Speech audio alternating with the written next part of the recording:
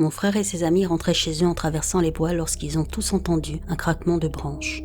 En se retournant pour voir ce que c'était, ils ont aperçu la silhouette d'une personne en haut de la colline, à environ 100 mètres de l'endroit qu'ils venaient de descendre. Ils ont vu cette silhouette tenter rapidement de se cacher derrière un arbre. Ils se sont tous demandé s'ils avaient bien vu la même chose, et chacun a confirmé que oui. Alors qu'ils continuaient à fixer l'endroit, les yeux de mon frère ont fini par s'adapter à l'obscurité. Il a alors décrit avoir vu une tête dépasser de derrière l'arbre, mais d'une manière étrange. La créature semblait très grande, et le mouvement de sa tête était inhabituel, presque mécanique, et c'est là que les choses deviennent vraiment terrifiantes. La créature est sortie complètement de derrière l'arbre et s'est tenue debout en haut de la colline, comme si elle avait décidé.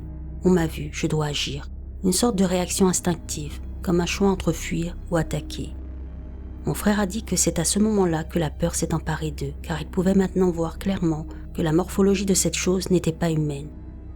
Il l'a décrite comme très grande, avec une taille fine, des bras longs et une tête longue. Et pour aggraver les choses, la créature a commencé à descendre la colline en courant, se dirigeant droit vers le champ entouré d'arbres où se trouvaient mon frère et ses amis. Il a précisé que la vitesse de la créature n'était pas humaine. Elle gagnait du terrain très rapidement. Évidemment, mon frère et ses amis ont pris leurs jambes à leur cou, courant comme si leur vie en dépendait. Mon frère n'a pas osé se retourner, concentré uniquement sur le fait de s'échapper. Il a dit qu'en courant, il pouvait entendre la créature trébucher de temps en temps, mais aussi entendre ses pas se rapprocher, ce qui lui donnait une idée de sa vitesse, et c'était terrifiant. En approchant du village, ils sont arrivés à la limite du champ, là où un lampadaire éclairait le bord du terrain. Mon frère a dit que la créature s'est arrêtée net dès qu'ils ont atteint la lumière, comme si elle avait peur de la lumière, ou qu'elle ne voulait pas être complètement révélée. Ils ont continué à courir jusqu'à chez eux. J'ai demandé à ses amis ce qu'ils en pensaient, et ils disent tous encore aujourd'hui à quel point c'était effrayant. Mon frère et moi adorons le camping sauvage. Une fois la veille d'un départ en camping, on a eu la mauvaise idée de reparler de cette nuit-là. On a fini par annuler le camping, tellement on s'était fait peur à l'idée de revoir cette créature dans les bois. Je suis ancien militaire, donc j'ai passé beaucoup de nuits en forêt, en bivouac, et pourtant cette histoire nous effraie encore. Le niveau de détail et la terreur dans le visage et la voix de mon frère quand il me raconte cette nuit renforcent l'idée que c'est réellement arrivé. J'ai eu mon frère au téléphone plus tôt et j'ai réussi à obtenir une description plus précise de la créature. Jambes longues et musclées, bras longs et musclés qui descendaient sous les genoux, grandes mains, mais il n'a pas vu les doigts à cause de l'obscurité. Taille fine, mais la cage thoracique ressortait, cou mince, tête classique en forme d'ampoule, pas de traits visibles sur le visage, respiration profonde et rythmée pendant la poursuite.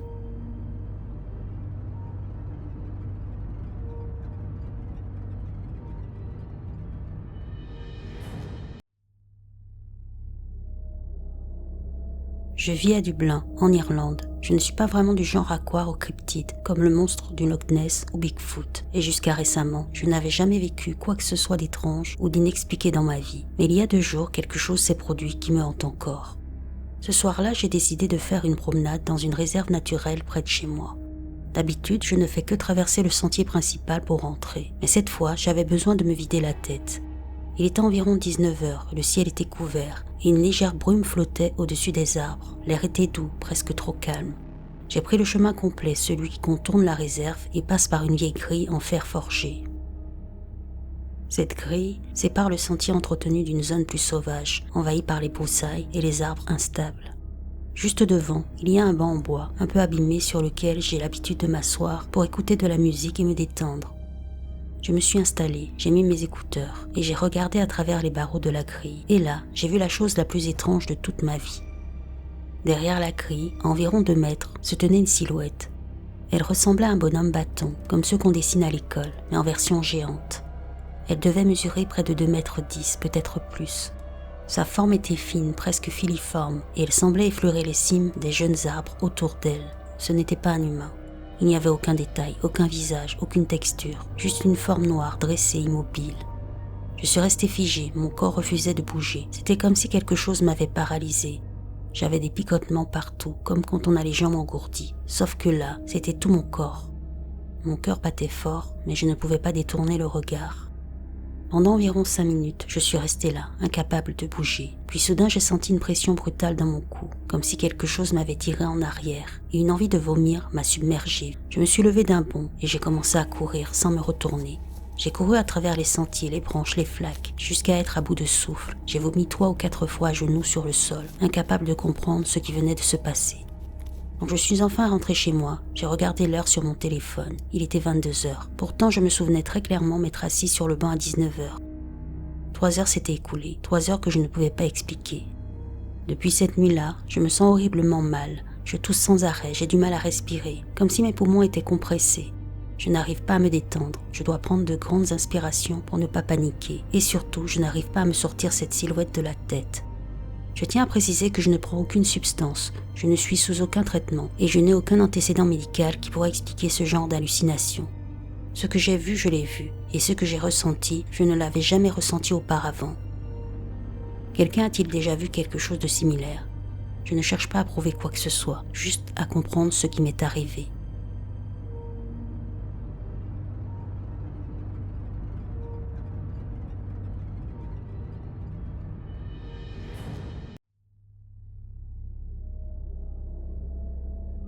Je n'oublierai jamais ce que j'ai vu. Ça remonte à presque 16 ans maintenant, et je m'en souviens comme si c'était hier. J'avais 14 ans, et j'étais restée éveillée tard avec 2 amis, Ashley et Samantha. Ma maison était le point de rendez-vous pendant l'été, et ce soir-là, nous étions dehors, sur mon trampoline, en train de discuter. Il devait être environ 4 heures du matin. Samantha s'était endormie vers 3 heures, et Ashley et moi continuions à parler. Petite description de mon jardin. En regardant vers l'arrière de la maison, le trampoline était à droite en bas d'une petite colline. En haut de la colline, à gauche, il y avait une terrasse et de chaque côté de la porte arrière, des buissons et des fleurs. Il y avait des arbres tout au fond, mais la colline qui représentait la majeure partie du jardin était recouverte d'une pelouse bien entretenue, sans buissons, ni arbres, ni fleurs, donc on avait une vue dégagée sur tout ce qui bougeait dans cette zone. Il est peut-être utile de préciser. Il y avait une grille d'égout à la base de la colline, près de la ligne d'arbres. Ashley et moi étions plongés dans une conversation pleine d'angoisse adolescente quand on a entendu un bruissement venant des arbres à notre gauche. C'était assez fort pour nous faire taire et tendre l'oreille. Je ne suis pas sûre, mais je pense que ce moment de silence a suffi à réveiller légèrement Samantha, ou peut-être que le bruit l'a réveillée, car elle a commencé à bouger sur le trampoline, ce qui nous a tous fait bouger et a provoqué un gros grincement. Soudain, le bruissement s'est arrêté et une silhouette pâle et mince d'environ 60 cm de haut a filé à toute vitesse à travers la colline en direction des buissons près de la porte. Elle était tellement pâle, presque luminescente. Sa tête semblait trop grosse pour son corps, mais pas dans le sens créature monstrueuse, plutôt comme si un bébé humain avait la capacité de courir à 6 mois et qu'il était affamé, parce que mon Dieu, il était d'une maigreur effrayante. Je ne sais pas ce que c'était vraiment, mais mon cerveau a immédiatement interprété ça comme un bébé pâle et maigre court à travers le jardin. Je me tourne vers Ashley, qui fixe les buissons avec horreur. Je suis sans voix. Je veux lui demander si elle l'a vu, mais je sais déjà que oui, rien qu'à voir son visage. On est terrifiés. On se regarde sans savoir quoi dire, quand Samantha se redresse, bâille et demande « Est-ce qu'un bébé vient de traverser le jardin ?» Le fait qu'elle ait décrit exactement ce qu'on venait de voir, avant même qu'on ait pu dire un mot, et sans savoir qu'Ashley et moi étions terrifiés, c'est ce qui me perturbe le plus. Parce que quand on a répondu « Ouais », elle est devenue complètement réveillée, genre « Attendez quoi, vous l'avez vu aussi ?» Je pensais que je rêvais. On est resté sur le trampoline jusqu'au lever du soleil, parce que cette chose avait disparu près de la porte. Je n'ai aucune idée de ce que c'était, mais je sais que ce n'était pas un foutu bébé.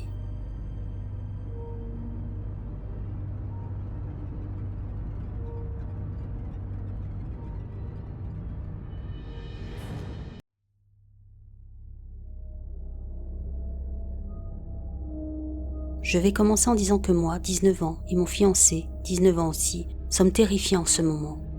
C'est aussi une histoire assez longue, car il ne cesse de se passer des choses. Nous avons récemment emménagé dans l'ancienne caravane de mes grands-parents, située en plein milieu des bois, avec seulement 3 autres caravanes à proximité.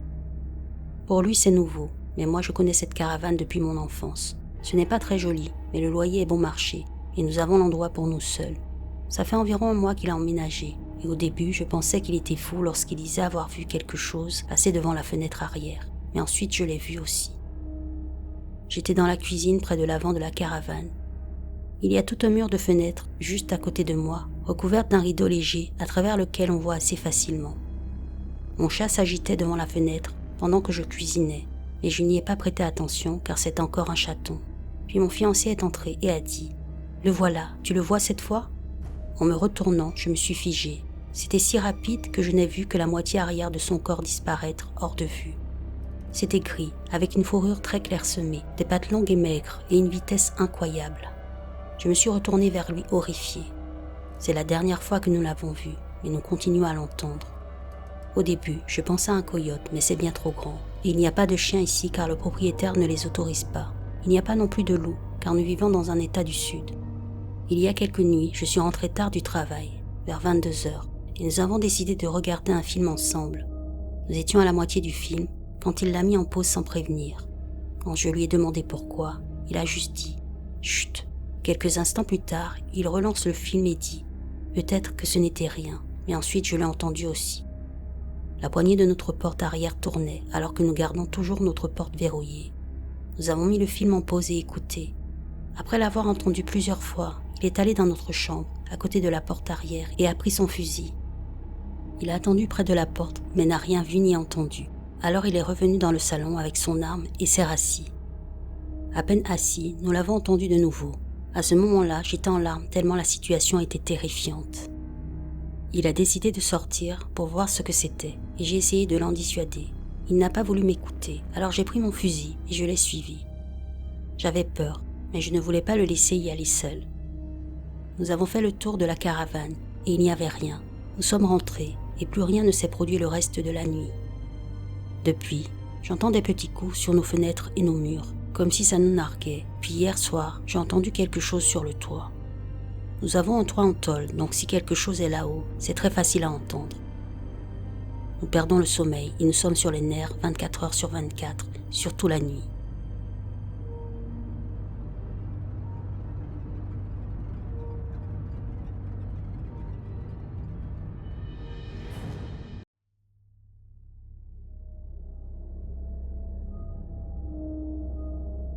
Ça s'est passé dans le centre-ouest de l'Illinois. La première fois, c'était il y a environ 6 mois, vers 1 ou 2 heures du matin. Il y avait un orage et je rentrais du travail, environ 1 heure de trajet.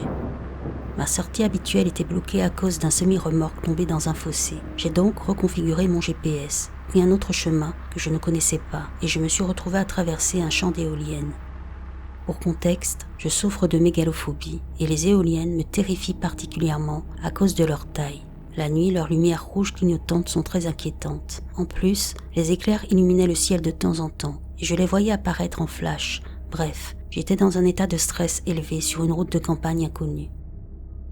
J'étais à environ 25-30 km de chez moi. Je prends un virage à gauche, et juste au moment où je redresse le volant, je vois une silhouette noire, sombre, vaguement humanoïde, probablement 2 mètres, traverser la route très rapidement. Je dis se déplacer parce que ça ressemblait à une course, mais il n'y avait aucun impact au sol. Elle bougeait de manière fluide, comme si elle flottait. Je pouvais distinguer vaguement des bras et des jambes anormalement longs. La silhouette était floue, donc je ne suis même pas sûre d'avoir vu des contours nets. C'était juste une masse noire, et s'il courait, il n'y avait aucun espace visible entre son corps et ses membres, comme s'il était entouré d'un brouillard noir ou d'une vapeur, très difficile à décrire. Les phares étaient braqués sur lui, mais il était complètement noir, comme s'il absorbait toute la lumière. C'est allé tellement vite que je n'ai pas eu le temps de comprendre ce que je voyais. Il a couru dans un champ de maïs et j'ai conduit le reste du trajet en pleurant, paranoïaque. J'ai aussi ressenti une horrible sensation dans le ventre, une peur viscérale, juste avant de le voir. D'après mes souvenirs, ce sentiment est arrivé en premier, puis j'ai vu la silhouette quelques secondes plus tard. C'est allé si vite que je ne peux même pas faire confiance à ma mémoire. Il ne semblait pas du tout perturbé par ma présence. Il ne m'a pas regardé, ne m'a pas reconnu. Rien, il semblait juste déterminé à courir vers le champ de maïs. Aucun trait distinctif, pas de visage visible, pas de vêtements, juste du noir. Mon partenaire et mes parents me croient, ce qui m'a aidé à ne pas me sentir fou. Mes grands-parents vivaient dans notre maison actuelle et ont dit qu'ils avaient vu des choses similaires dans cette région au cours des 30 à 40 dernières années. Mais ça fait assez longtemps que j'ai essayé d'oublier et de me convaincre que c'était une hallucination ou juste mon imagination dans une situation stressante. Et maintenant, la deuxième apparition. Ce soir-là, mes parents, mon oncle et mes cousins étaient dehors. Je vis chez mes parents, mon oncle et mes cousins étaient en visite, et moi j'étais à l'intérieur, et ils ont entendu un bruit étrange.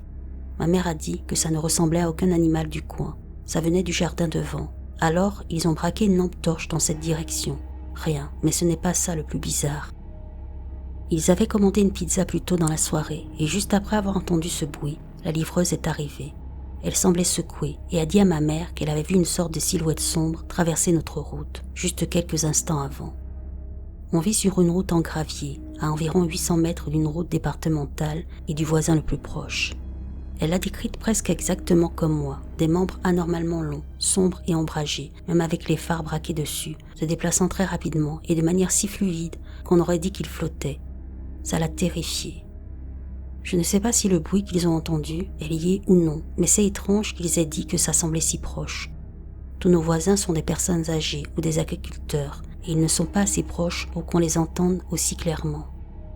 Certains animaux font des bruits étranges. Quelqu'un a déjà entendu un hibou barré hurler. Ça ressemble un peu à des singes, donc je choisis de croire que c'était un animal. Mais ça me perturbe vraiment que cette femme ait vu exactement la même chose que moi, et que ce soit maintenant plus proche de chez moi, littéralement à moins d'1 kilomètre. Ma mère est très croyante et a dit que peut-être ça m'a suivi jusqu'à la maison, ce que je ne crois pas forcément, mais à ce stade, je considère toutes les options. Je n'ai aucun antécédent d'hallucination, j'ai bien envisagé cette possibilité, mais entendre une autre personne décrire exactement la même chose m'a vraiment troublée.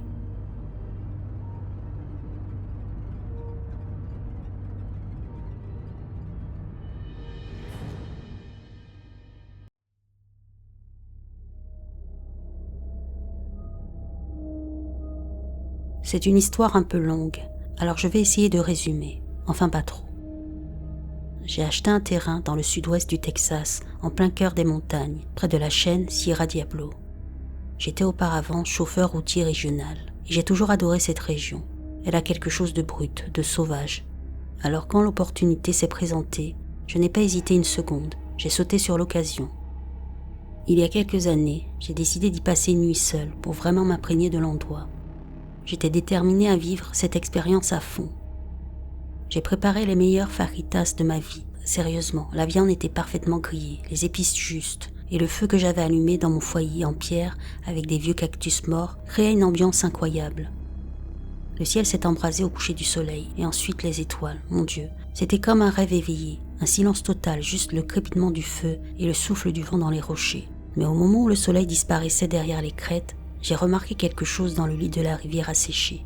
Une silhouette noire, tapie dans les broussailles et les arbres. Le terrain est en zone ouverte, donc j'ai d'abord pensé que c'était une vache de mes voisins. Mais cette chose, elle me fixait, pas comme un animal curieux, non, comme quelque chose qui observe. Je n'ai pas paniqué, j'ai continué ma soirée, puis un peu de vin en mémoire de proches disparus. J'avais prévu de dormir dans mon camion cette nuit-là, à l'arrière, que j'avais aménagé en lit. J'ai couvert les vitres avec des serviettes pour éviter la lumière et me suis allongé, et c'est là que les choses ont commencé à devenir étranges. Il n'y a presque pas de réseau là-bas, juste assez pour vérifier la météo et m'assurer qu'aucune tempête n'approchait. Je me suis endormi, mais j'ai été réveillé en sursaut. J'avais une sensation horrible, comme si quelque chose n'allait pas du tout, une peur viscérale, animale. J'ai essayé de me raisonner, de ne pas céder à la panique, mais j'ai fini par jeter un œil par la fenêtre, et là, sur le terrain voisin, j'ai vu une silhouette haute, gris foncé, presque noire, qui avançait lentement dans ma direction. Je suis resté figé, puis j'ai commencé à voir des choses bouger derrière le camion, des ombres, des formes indistinctes. J'ai eu l'impression que le temps ralentissait, que l'air devenait plus lourd. À ce moment-là, j'ai sauté sur le siège conducteur, arraché les rideaux, allumé les phares à fond, et là, j'ai vu quelque chose fuir la lumière, se déplacer à une vitesse inhumaine, comme si elle se dissolvait dans l'obscurité. J'ai démarré en trombe, et j'ai roulé sans m'arrêter jusqu'à la route principale. Quelques kilomètres plus loin, tremblant, j'ai pris la direction de la ville voisine pour trouver une chambre chez une vieille dame qui loue des chambres aux voyageurs. Mais le plus étrange, c'est ce qui s'est passé ensuite.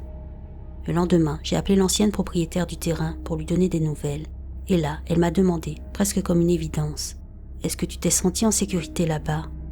Elle m'a expliqué que beaucoup de gens ne se sentent pas en sécurité sur ce terrain, qu'il y a quelque chose qu'on ne peut pas expliquer. Le voisin le plus proche est à plus d'1 kilomètre. Et moi, je suis un gars costaud, en bonne forme, pas du genre à avoir peur facilement. Mais cette nuit-là, j'ai eu peur, une peur que je n'avais jamais connue. Et pourtant, le plus fou dans tout ça, c'est que je prévois d'y retourner bientôt pour les vacances. Oui, je vais y retourner. Et cette fois, je compte bien rester toute la nuit. Je veux comprendre, je veux savoir ce qui rôde là-bas.